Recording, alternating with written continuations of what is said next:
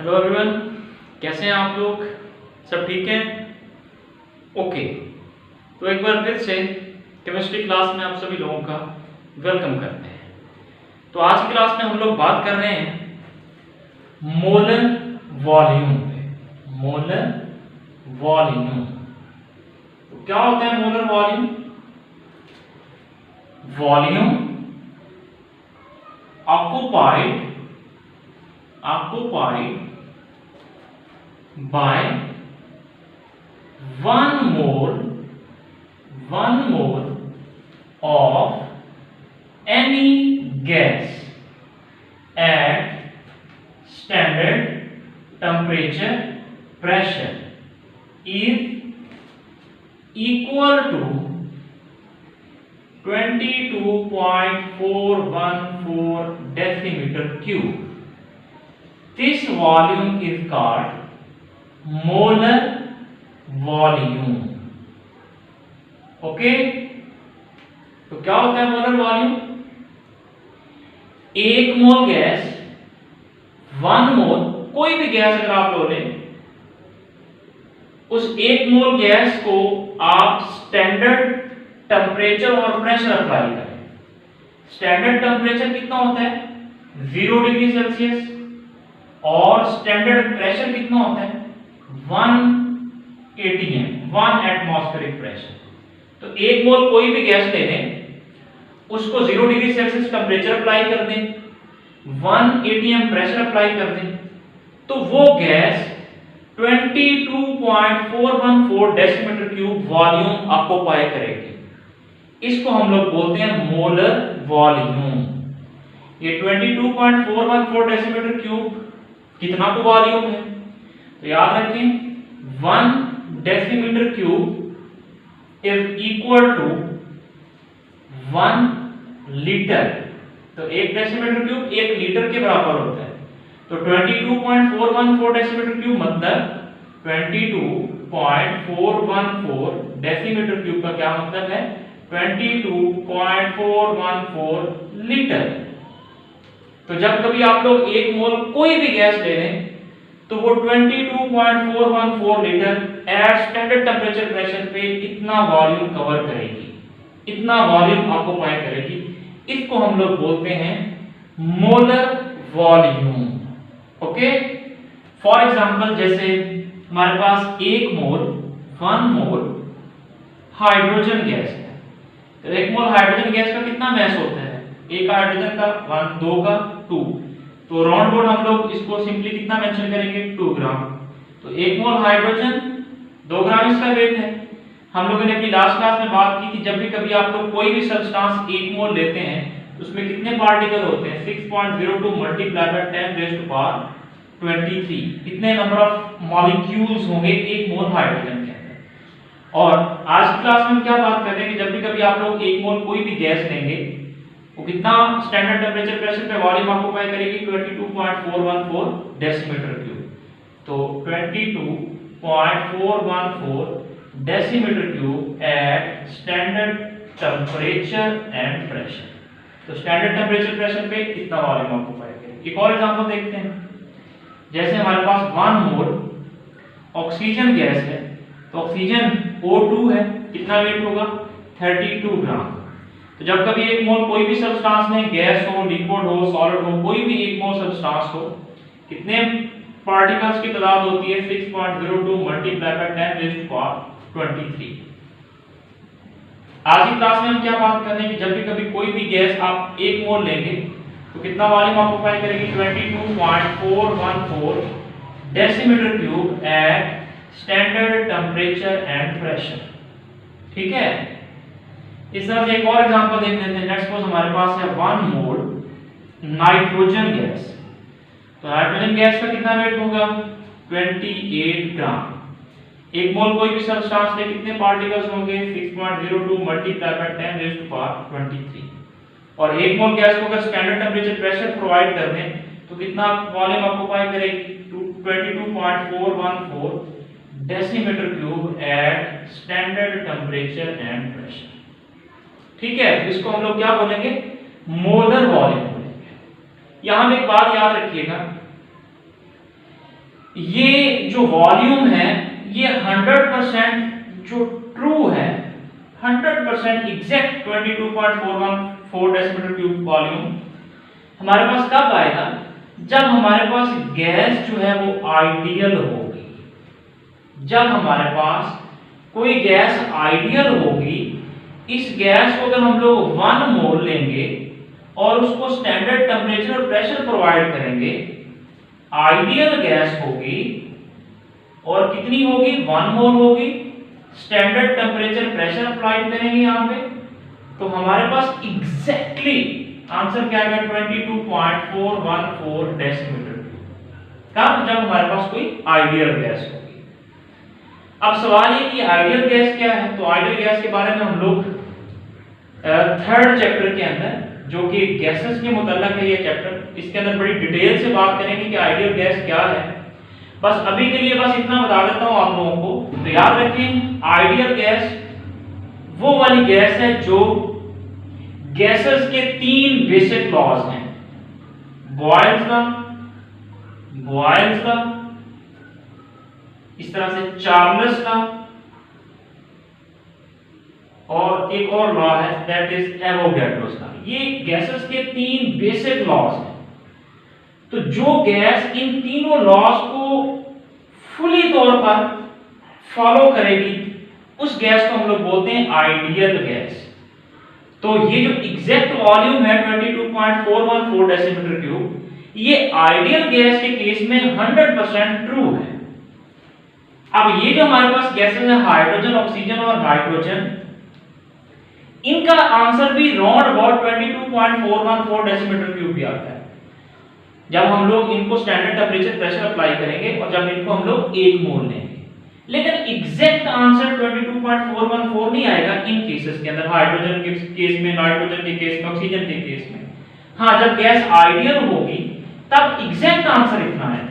लेकिन इन केसेस के अंदर जब हम लोग इसको कैलकुलेट करेंगे तो हमारे पास आंसर 22 पॉइंट समथिंग आएगा। एग्जैक्ट 414 नहीं आएगा, बल्कि 22 तो आएगा, लेकिन पॉइंट के बाद थोड़ा बहुत जो है वो कभी बेशी हो सकती है। तो इसलिए हम लोग जनरली जो है वो यही बोल देते हैं कि कोई भी गैस अगर आप लोग ले लें तो उसको 1 मोल अगर आप ले लें तो उसको स्टैंडर्ड टेम्परेचर प्रेशर अप्लाई करें तो वो इतना सारा वॉल्यूम ऑक्यूपाई करेगी। अच्छा, तो यहाँ पे आप लोगों के ज़हन में एक बात आ सकती है कि गैस का वॉल्यूम तो एग्जैक्ट होता ही नहीं है। फॉर एग्जाम्पल कैसे? जैसे अगर मेरे पास 5 लीटर गैस है, अगर मैं उस 5 लीटर गैस को 5 लीटर वाले सिलेंडर में ऐड करूंगा तो उसका वॉल्यूम 5 लीटर होगा। अगर मैं उसी 5 लीटर गैस को 10 लीटर वाले सिलेंडर में डाल दूंगा तो उसका वॉल्यूम 10 लीटर हो जाएगा। अगर मैं उसी 5 लीटर गैस को 50 लीटर वाले सिलेंडर में डाल देता हूं तो गैस कितना वॉल्यूम ऑक्यूपाई कर लेगी? जितना सिलेंडर का वॉल्यूम होगा 50 लीटर ऑक्यूपाई कर लेगी। उसी 5 लीटर गैस को मैं इतने, जितना बड़ा ये रूम है, इतने बड़े रूम के अंदर डाल देता हूं उस गैस को, तो जितना इस रूम का वॉल्यूम होगा वही उस गैस का वॉल्यूम होगा। तो फिर सवाल ये है कि ये वाला वॉल्यूम हम लोगों ने कैसे मेजर कर लिया?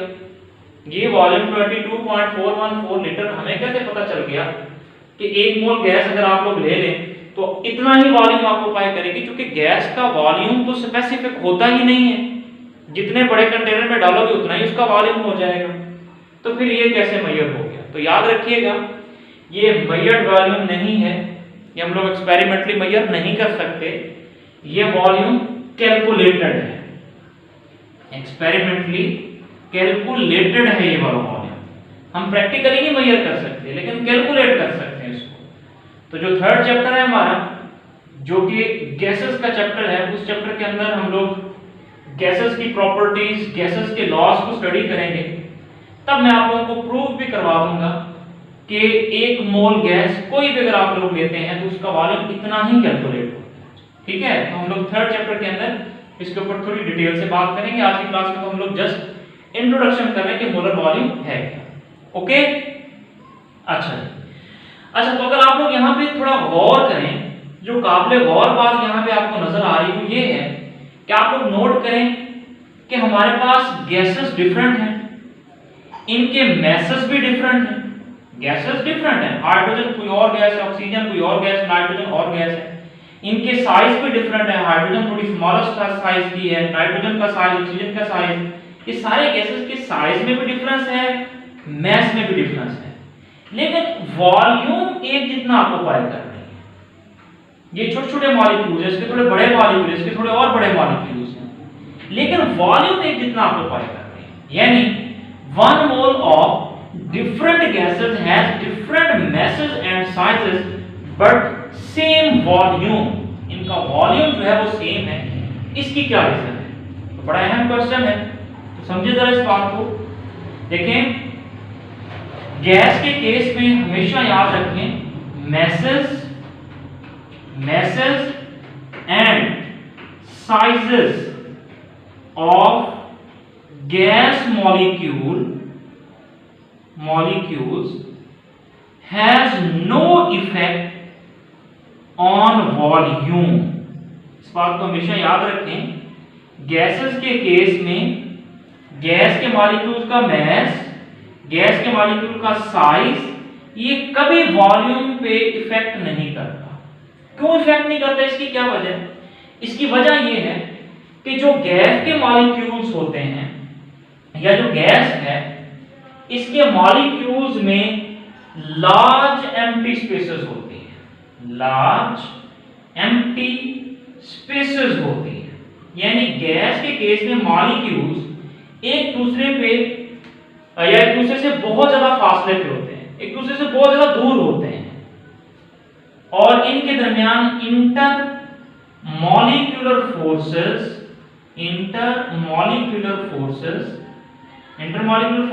मतलब मॉलिक्यूल को अट्रैक्ट करने वाली फोर्सेस, ये बहुत कम होती है, वेरी वेरी लो होती है as compare to liquids and solid. Solid में एटम्स बहुत करीब जुड़े हुए हैं, स्पेसेस ना होने के बराबर, जैसे ये सॉलिड है। लिक्विड के केस में भी अच्छी खासी इंटरमॉलिक्यूलर फोर्सेस होती हैं, मॉलिक्यूल्स बहुत करीब होते हैं, लेकिन गैस के केस में मॉलिक्यूल बहुत दूर होते हैं, इंटरमॉलिक्यूलर फोर्सेस बहुत कम होती हैं।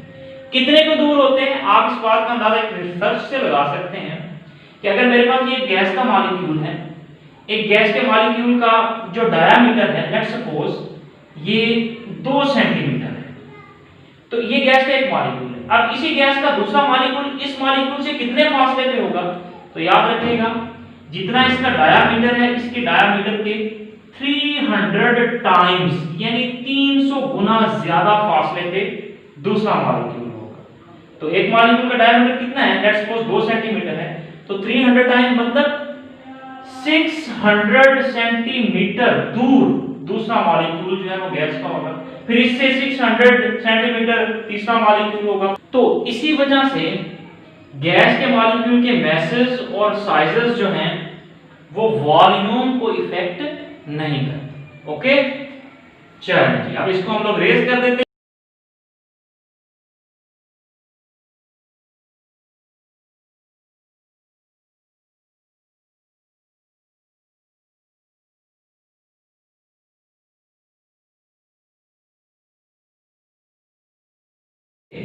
तो अभी हम लोग जो है मोलर वॉल्यूम से रिलेटेड एक एग्जांपल सॉल्व करते हैं, जो कि एग्जांपल नंबर 10 है पहले चैप्टर की। A well-known ideal gas is enclosed in a container having volume 500 centimeter cube। क्या है कि हमारे पास एक मशहूर आइडियल गैस है जिसका वॉल्यूम जो है वो 500 सेंटीमीटर क्यूब है। यानी वॉल्यूम ऑफ आइडियल गैस कितना है?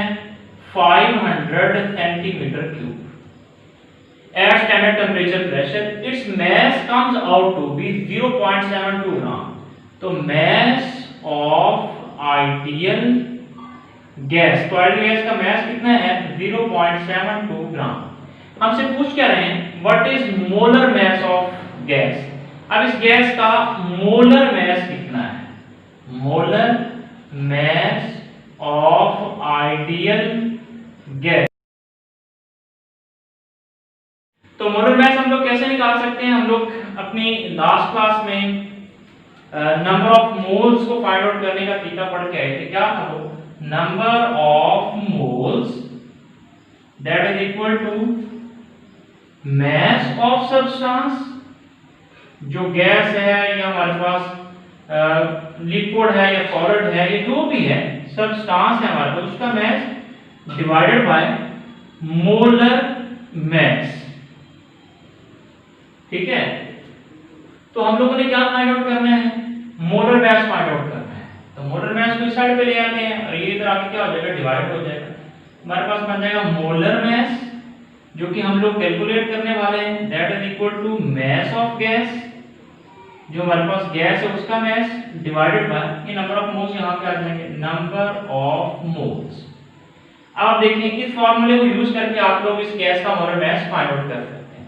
तो मास ऑफ गैस हम लोगों को चाहिए, तो ये हम लोगों को न्यूमेरिकल के अंदर गिवन है, मास ऑफ पार्टिकल गैस की गिवन है, कितना है 0.72 ग्राम। ओके, अब नंबर ऑफ मोल्स कितने हैं इस गैस के, मास गिवन है और नंबर ऑफ मोल्स अगर हमें पता चल जाए तो हम लोग यहां पे पुट करेंगे, तो हम लोग क्या फाइंड आउट कर लेंगे, मोलर मास फाइंड आउट कर लेंगे। तो आप जरा गौर करें, हमारे पास इस गैस का वॉल्यूम गिवन है, तो अभी हम लोग पढ़ के आए हैं, अभी स्टार्ट में हम लोगों ने यही बात की कि 22.414 डेसीमीटर क्यूब अगर हमारे पास गैस का वॉल्यूम हो, 22.414 डेसीमीटर क्यूब अगर हमारे पास गैस का वॉल्यूम हो, तो ये कितने के बराबर होता है, 1 मोल गैस के बराबर होता है। तो इधर हमारे पास वॉल्यूम गिवन है सेंटीमीटर क्यूब के अंदर, तो हम लोग इस डेसीमीटर क्यूब को सेंटीमीटर क्यूब में कन्वर्ट कर लेते हैं। तो इस डेसीमीटर क्यूब को सेंटीमीटर क्यूब में कन्वर्ट करने के लिए हम लोग क्या करेंगे, 22.414 मल्टीप्लाई बाय 1000, जब 1000 से मल्टीप्लाई कर देंगे तो हमारे पास ये वॉल्यूम किस में कन्वर्ट हो जाएगा, सेंटीमीटर क्यूब में कन्वर्ट हो जाएगा। तो हम लोग ऐसे भी तो बोल सकते हैं ना, जब इसको आप मल्टीप्लाई करोगे तो हमारे पास आंसर आएगा 22414 centimetre cube, that is equal to 1 mole. तो आप लोग ऐसे भी कह सकते हैं कि जब भी कभी हमारे पास 1 मोल गैस होगी, स्टैंडर्ड टेंपरेचर प्रेशर पे उसका वॉल्यूम कितना होगा, 22414 सेंटीमीटर क्यूब। डेसीमीटर क्यूब में 22.414 डेसीमीटर क्यूब और सेंटीमीटर क्यूब वाले यूनिट में 22414 सेंटीमीटर क्यूब हमारे पास गैस का 1 मोल का वॉल्यूम हो जाएगा एट स्टैंडर्ड टेंपरेचर प्रेशर। तो हम लोग ये कह सकते हैं ना कि अगर हमारे पास गैस है 22414 सेंटीमीटर क्यूब तो वो 1 मोल के बराबर है। लेकिन अगर हमारे पास 1 सेंटीमीटर वॉल्यूम हो, 1 सेंटीमीटर क्यूब, तो कितने मोल के बराबर होगा, 1 बाय इधर आके डिवाइड हो जाएगा 22414।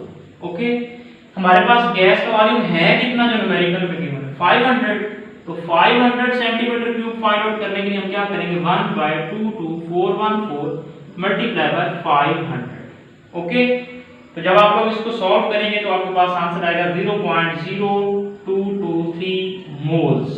तो इस तरह से हम लोग इस गैस के वॉल्यूम को यूज करके number of moles find out कर लेंगे। बस इसी नंबर ऑफ मोल्स को उठा के यहां पे पुट करें तो 0.0223, इसको जब आप सॉल्व करेंगे तो आपके पास मोलर मास निकल आएगा, that comes out to B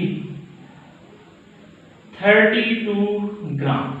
okay, तो इस गैस का हम लोगों ने मोलर मास जो है वो फाइंड आउट कर लिया।